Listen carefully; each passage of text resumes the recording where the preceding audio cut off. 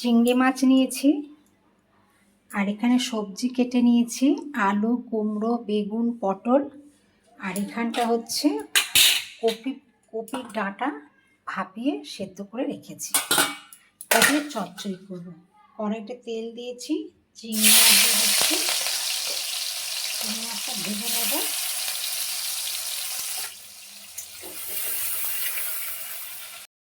চিংড়ি ভেজে তুলে নিয়েছি। এবার কড়াইতে 5 ফোড়ন দিচ্ছি, আর শুকনো লঙ্কা, তেজপাতা ফোড়ন দিয়ে দিচ্ছি।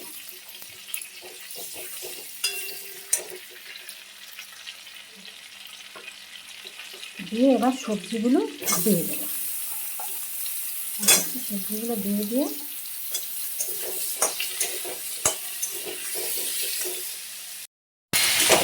সবজি ভাজা হয়ে গেছিল। এবার হচ্ছে ডাঁটাটা দিয়ে দিয়েছি, দিয়ে আবার একটু নেড়ে ছেড়ে বেগুনটা একটু পরে দেবো, আর ঢাকা দিচ্ছি। সবজিটা ভাজা ভাজা হয়ে গেছে। এর মধ্যে হলুদ, লঙ্কা আর নুন দিয়ে দিচ্ছি, কাঁচা লঙ্কাও দিয়ে দেবো।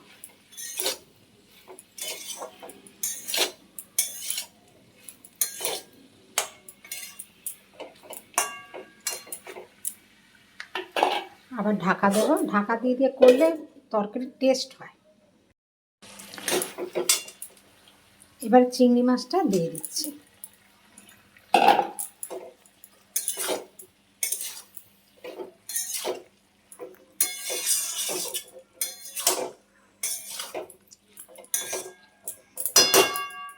নেড়ে ছেড়ে আবার একটু ঢাকা দিয়ে দিচ্ছি।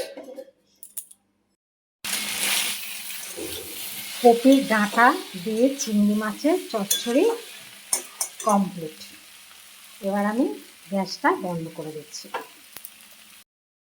কপির ডাঁটা দিয়ে চিংড়ি মাছের চচ্চড়ি কমপ্লিট।